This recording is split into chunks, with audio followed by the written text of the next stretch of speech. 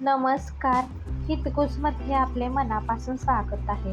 आज आपण हिंदू कॅलेंडरच्या मुख्य तारखांपैकी एक महत्त्वाचा पवित्र असा दिवस असणारा म्हणजेच अक्षय तृतीया, याला अखाती तीज असे म्हणतात. या अक्षय तृतीयेचा अर्थ काय, ती का साजरी केली जाते, हे साजरी करण्यापाठीमागे असलेल्या श्रद्धा कोणत्या आहेत, तसेच अक्षय तृतीयेची कथा काय आहे, याविषयी आज आपण माहिती जाणून घेऊया. हिंदू कॅलेंडरच्या मुख्य तारखांपैकी एक म्हणजे अक्षय तृतीया. हिंदूंसाठी हा अत्यंत पवित्र दिवस आहे. अक्षय तृतीया वैशाख महिन्याच्या शुक्ल पक्षाच्या तृतीयेला साजरी केली जाते. याला अखाती तीज असेही म्हणतात. आता आपण जाणून घेऊया अक्षय तृतीयेचा अर्थ. अक्षय म्हणजे जे कधीही संपत नाही, आणि म्हणूनच असे म्हटले जाते की अक्षय तृतीया ही अशी तिथी आहे ज्यामध्ये सौभाग्य आणि शुभ परिणामांचा कधीही क्षय होत नाही. या दिवशी केलेले कार्य मनुष्याच्या जीवनात कधीही न संपणारं शुभ फल देते. म्हणूनच असे म्हटले जाते की या दिवशी एखादी व्यक्ती जिंकल्यानंतरही चांगले कर्म आणि दान करते, त्याचे शुभ परिणाम मोठ्या प्रमाणात मिळतात आणि शुभ परिणामांचा प्रभाव कधीही संपत नाही. आता आपण जाणून घेऊया अक्षय तृतीया का साजरी केली जाते. अक्षय तृतीया हा हिंदू धर्मात साजरा केला जाणारा अतिशय पवित्र सण आहे. सर्व हिंदू तो मोठ्या उत्साहाने साजरा करतात. हिंदू धर्मासोबतच अक्षय तृतीयेचा दिवस जैन धर्मासाठीही महत्त्वाचा आहे. आता आपण जाणून घेऊया अक्षय तृतीये पाठीमागच्या हिंदू श्रद्धा. अखाती तीज मागे अनेक हिंदू श्रद्धा आहेत. काही जण याचा संबंध भगवान विष्णूच्या जन्माशी जोडतात, तर काही जण भगवान श्रीकृष्णांच्या लीलाशी जोडतात. सर्व समजुती श्रद्धेशी संबंधित असण्यासोबतच खूप रोचक आहेत. 1. हा दिवस पृथ्वीचे रक्षक भगवान विष्णू यांना समर्पित आहे. हिंदू धर्माच्या मान्यतेनुसार विष्णूने श्रीरामाच्या परशुरामाच्या रूपात पृथ्वीवर अवतार घेतला होता. या दिवशी विष्णू 6व्यांदा परशुरामाच्या रूपात पृथ्वीवर अवतरले आणि म्हणूनच हा दिवस परशुरामाचा जन्मदिवस म्हणूनही साजरा केला जातो. धार्मिक मान्यतेनुसार त्रेता आणि द्वापार युगात विष्णू पृथ्वीवर चिरंजीवी अमर राहिले. परशुराम हे सप्तर्षींपैकी एक ऋषी जमदग्नी आणि रेणुका यांचे पुत्र होते. हे ब्राह्मण कुटुंबात जन्माला आले आणि म्हणूनच अक्षय तृतीया आणि परशुराम जयंती सर्व हिंदू मोठ्या थाटामाटात साजरी करतात. 2. दुसऱ्या मान्यतेनुसार त्रेता युगाच्या प्रारंभी पृथ्वीची सर्वात पवित्र मानली जाणारी गंगा नदी या दिवशी स्वर्गातून पृथ्वीवर आली होती. भगीरथाने गंगा नदी पृथ्वीवर आणली होती. या पवित्र नदीचे पृथ्वीवर आगमन झाल्याने या दिवसाचे पावित्र्य वाढते आणि म्हणूनच या दिवसाच्या हिंदूंच्या पवित्र सणात याचा समावेश होतो. या दिवशी पवित्र गंगा नदीत स्नान केल्याने व्यक्तीची पापे नष्ट होतात. 3.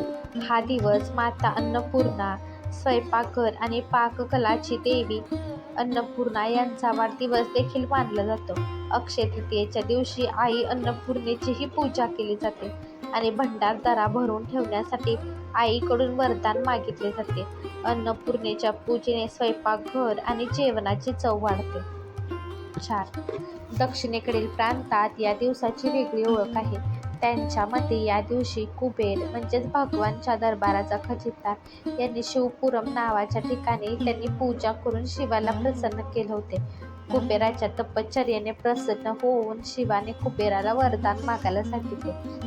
कुबेराने लक्ष्मीजींकडून आपली संपत्ती व परत मिळवण्यासाठी वरदान मागितले. तेव्हा शंकरजींनी कुबेराला लक्ष्मीची पूजा करण्याचा सल्ला दिला. म्हणूनच तेव्हापासून आजपर्यंत अक्षय तृतीयेला लक्ष्मीजींची पूजा केली जाते. लक्ष्मी ही विष्णूंची पत्नी आहे, म्हणूनच लक्ष्मीची पूजा करण्यापूर्वी भगवान विष्णूची पूजा केली जाते.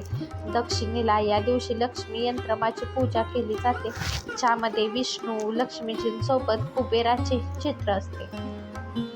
5. महर्षी वेदव्यास यांनी अक्षय तृतीयेच्या दिवशी महाभारत लिहिण्यास सुरुवात केली. या दिवशी महाभारतातील युधिष्ठिराला अक्षय पत्र प्राप्त झाले होते. या अक्षय पात्राचे वैशिष्ट्य म्हणजे त्यातून अन्न कधीच संपत नाही.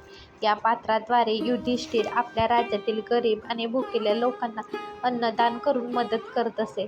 या श्रद्धेच्या आधारावर या दिवशी केलेले दानाचे पुण्यही अक्षय मानले जाते. म्हणजेच या दिवशी मिळालेले पुण्य कधीही संपत नाही. त्यामुळे वर्षानुवर्षे माणसाचे भाग्य वाढते. 6. अक्षय तृतीयेची आणखी एक कथा महाभारतात प्रचलित आहे. या दिवशी दुःशासनाने द्रौपदीचा अपमान केला होता. या वस्त्रहरणातून द्रौपदीला वाचवण्यासाठी श्रीकृष्णाने कधीही न संपणारी साडी दान केली. 7. अक्षय तृतीय मागे हिंदूंची आणखी एक रोचक श्रद्धा आहे. श्रीकृष्णाने पृथ्वीवर जन्म घेतला तेव्हा अक्षय तृतीयेच्या दिवशी त्याचा गरीब मित्र सुदामा कृष्णाला भेटायला आला होता. कृष्णाला देण्यासाठी सुदामाकडे फक्त 4 तांदळाचे दाणे होते. तेच सुदामाने कृष्णाच्या चरणी अर्पण केले. पण आपला मित्र आणि सर्वांचे हृदय जाणणाऱ्या देवाने सर्व काही समजून घेऊन सुदामाचे दारिद्र्य दूर केले. त्याच्या झोपडीचे महालात रूपांतर केले आणि त्याला सर्व सुविधा परिपूर्ण केले. तेव्हापासून अक्षय तृतीयेला केलेल्या दानाचे महत्त्व वाढले आहे. 8. भारतातील ओरिसामध्ये अक्षय तृतीयेचा दिवस शेतकऱ्यांसाठी शुभ मानला जातो. या दिवसापासून येथील शेतकरी आपल्या शेतात नांगरणी करू लागतात. ओरिसातील जगन्नाथपुरी येथूनही या दिवशी रथयात्रा काढली जाते. 9. वेगळ्या वेगळ्या प्रांतात या दिवसाचे महत्त्व आहे. बंगालमध्ये सर्व व्यापाऱ्यांनी या दिवशी गणेश आणि लक्ष्मीची पूजा करून त्यांचे लेखापरीक्षण पुस्तक सुरू करण्याची प्रथा आहे. त्याला इथे हलकता म्हणतात. 10. पंजाबमध्येही या दिवसाला खूप महत्त्व आहे. हा दिवस नवीन हंगामाच्या सुरुवातीचा सूचक मानला जातो. या अक्षय तृतीयेला ब्रह्ममुहूर्तावर जाट कुटुंबातील पुरुष त्यांच्या शेताकडे जातात. त्या रस्त्यावर जितके प्राणी पक्षी आढळतात तितकेच कापणी आणि पावसासाठी. हा व्हिडिओ तुम्हाला आवडला असेल तर व्हिडिओला लाईक करा, शेअर करा आणि चॅनलला सबस्क्राईब करा. भेटूयात पुन्हा अशाच एका छानशा व्हिडिओ सोबत. तोपर्यंत धन्यवाद.